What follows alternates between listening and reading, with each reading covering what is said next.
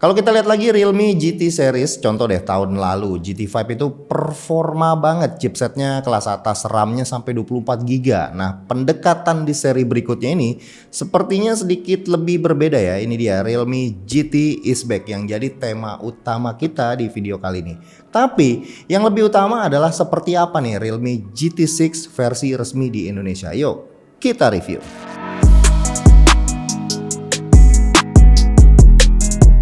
Dunia smartphone dengan AI ini udah semakin umum ya untuk HP-HP kelas atas. Hitung jari lah kalau untuk smartphone yang mid-range. Paling HP-nya Google doang. Nah, makanya di sini Realme GT6 nih selain performa kelas atas tapi ada dihadirkan fitur AI-nya. Karena rasanya kurang afdol aja kalau segmentasi flagship killer di mana ini jadi HP yang penantang HP flagship. Kok masa iya nggak ada fitur AI-nya ya? Pasti ada dong. Jadi bolehlah kalau Realme GT6 ini dijuluki the new AI flagship killer. Fitur-fitur AI yang diberikan HP ini tuh ada AI Smart Removal yang bisa editing foto, hilangin orang, subjek yang ngeganggu. Terus ada AI Night Vision yang bisa menangkap video dalam kondisi yang gelap malam hari tapi hasilnya bisa reliable. Dan yang ketiga, ini AI Smart Loop. Nanti kita bahas ya. Kita bahas dari desainnya dulu nih. Desainnya yang futuristik dan kelihatannya premium. Oke lah, kalau futuristik ini ada elemen-elemen yang bikin kelihatan jadi kayak futuristik, mengkilap, shiny kayak musuhnya Terminator. Jadi kayak berbahan aluminium gitulah ya kan. Itu kan menggambarkan kalau mereka itu ada di masa depan. Tapi kalau dibilang kelihatan premium sepertinya masih fair lah ya kalau tanpa casing. Nah, kalau dipasangin casing bawaannya nih, rasanya kurang aja ya. Sisi premiumnya rasanya anjlok. Overall dari desainnya nih gue cukup suka karena layarnya juga curve, terus belakangnya juga curve, jadi digenggamnya tuh enak, nyaman. HP-nya juga cukup besar ya, ini besarnya sekelasan lah sama HP-HP yang ultra di zaman ini. Bagian belakangnya ini kayak berbahan kaca, finishingnya oke. Kendalanya cuma satu nih, gampang nyeplak sidik jari aja. Jadi kalau nggak mau ada ceplakan sidik jarinya ya kita harus pasangin casingnya lagi.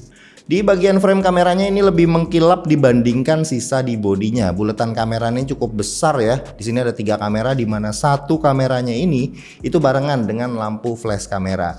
Di sebelah kanannya ada tulisan 50 megapiksel AI kamera. Untung aja nih tulisannya agak samar ya. Di kanan ada tombol power dan volume button. Terus di atas ini ada infrared. Di sini keren banget, bisa buat remote, bisa buat apapun yang berguna. Terus di bagian bawah ini ada speaker USB-C dan slot SIM card. Ke bagian displaynya ini jadi salah satu nilai utama di HP ini. AMOLED 6,78 inci, refresh rate-nya 120 Hz, resolusinya 1,5K dan punya tingkat kecerahan yang sampai 6000 nits. Gokil.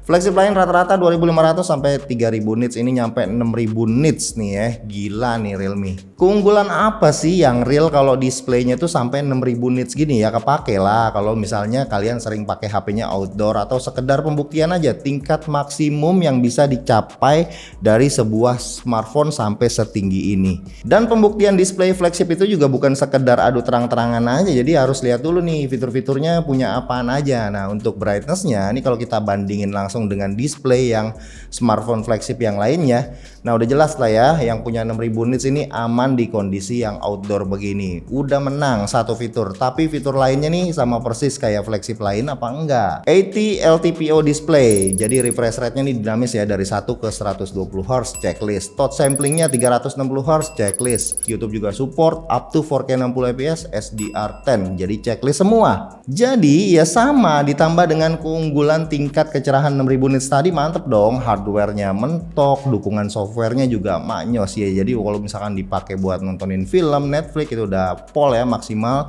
Mana speakernya juga stereo. Nah, kalau dipakai buat ngegame gimana nih Bang? Ya udah pastilah, ini kan Realme GT. Tahun ini Realme pakai chipset yang baru nih buat GT6 ini. Chipsetnya ini yang mendefinisikan flagship killer. Ada 2 step di bawah Snapdragon 8 Gen 3 tapi punya performa yang monster.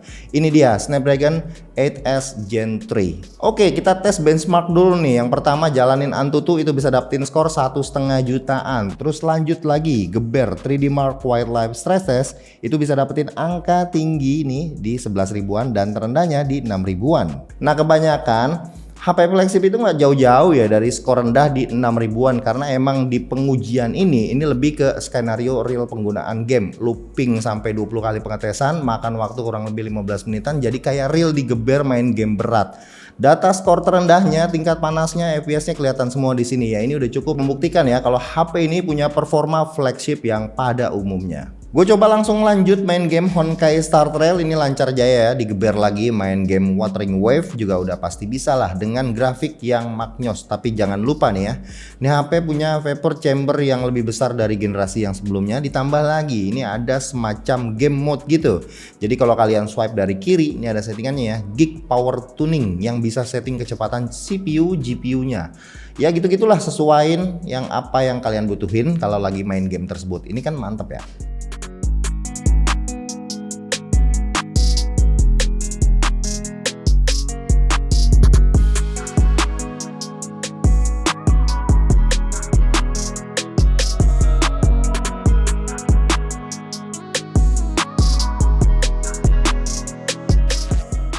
Nah sekarang abis kita bahas chipsetnya, cocoknya nih kita langsung bahas AI-nya nih. Tadi ada fitur AI Smart Loop, kalian harus aktifin dulu, masuk ke setting, terus special feature. Nah di sini ada banyak settingan tambahan ya. Ya kita fokus ke AI Assistant aja. Di sini ada dua mode, ada Screen Recognition dan AI Smart Loop. Nah di sini pakainya yang AI Smart Loop aja. Di sini kalian bisa hold and touch yang nampil di display, terus di drag aja langsung ke Smart Loop-nya. Nah Smart Loop ini kalian bisa masukin beberapa aplikasi ya. Sebagai contoh nih gue pasangin Instagram. Jadi dia bisa langsung share ke story, ke feed, message atau konten yang kita drag tadi ya. Mau gambar, teks juga bisa. Terus ada dock-nya juga, kalian bisa simpen apapun ke situ. Nah lanjut ada fitur AI Smart Removal. Nah di sini kalian bisa editing foto, kemampuan menghapus objek, subjek yang kalian gak pengen ada di situ ya, kayak foto bom misalnya. Ya segampang itulah, tinggal editing aja, tinggal dilingkarin langsung otomatis mendeteksi dan hapus subjek tersebut. Terus ada fitur AI Night Vision. Nah ini yang bakalan kepake nih kalau misalnya lagi rekam video di kondisi skenario yang cukup gelap. AI Night Vision ini tombolnya otomatis nih bakalan nongol di bawah kiri kalau kondisi lagi gelap ya di interface kameranya. Dia auto detect sendiri, tinggal klik aja, perekaman videonya akan jadi lebih terang, lebih kelihatan, lebih reliable, pastinya dengan kualitas yang cukup baik.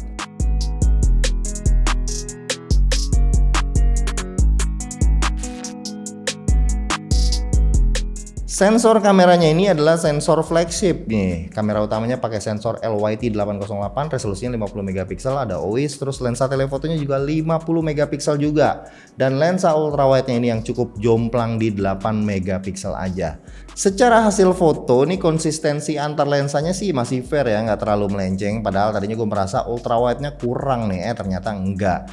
Ya asal nggak terlalu di pixel peeping aja ini kayaknya nggak akan kenapa-napa sih ya, aman-aman aja. Mode-modenya ini cukup lengkap karena ada lensa telefoto tadi, jadinya foto portraitnya tuh bisa jadi lebih depth ya. Di sini pakai optical zoom. Magnifasinya 2 kali zoom ya alias 46 mm udah cukup buat foto portrait. Karena sensor telefotonya juga lumayan ya 50 megapiksel, jadi dia punya algoritma in sensor zoom. 4 kali zoomnya hasilnya masih cukup bagus. Cuma yang gue heran ya di viewfindernya 2 kali zoom dan 4 kali zoom gitu dia kelihatan kayak nggak stabil, masih ada getarannya. Tapi pas masuk ke 5 kali zoom ke atas ternyata stabil. Mungkin bisa ya pakai software update nanti ini di fix, mungkin bug kali. Masuk ke mode Pro-nya, di sini juga terbatas untuk kamera utama aja ya yang bisa pakai shutter speed up to 30 detik. Lensa ultrawide sama telefotonya itu maksimum cuma 0,5 detik aja, yang artinya nggak kepake buat main-main di mode Pro. Jadi langsung aja kita lihat beberapa sampel foto dan juga video.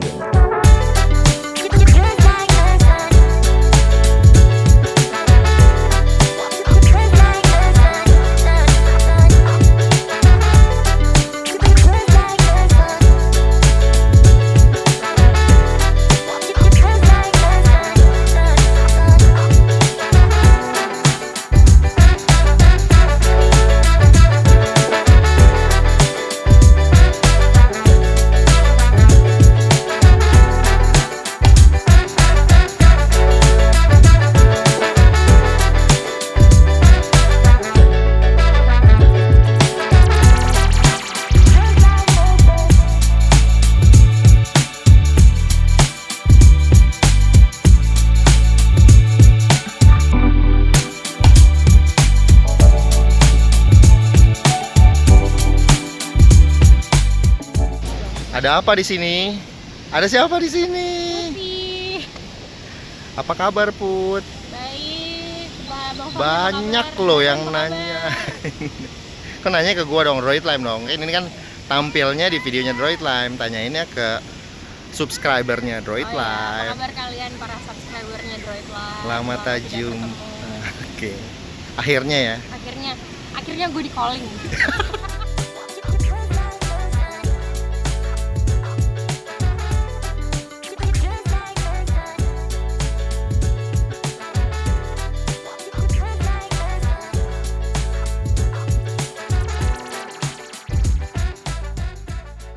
Hai guys, sekarang aku lagi nyobain kamera depan dari Realme GT6 dengan resolusi 4K 30 fps. Jadi gimana menurut kalian? Stabil nggak? Lucu juga.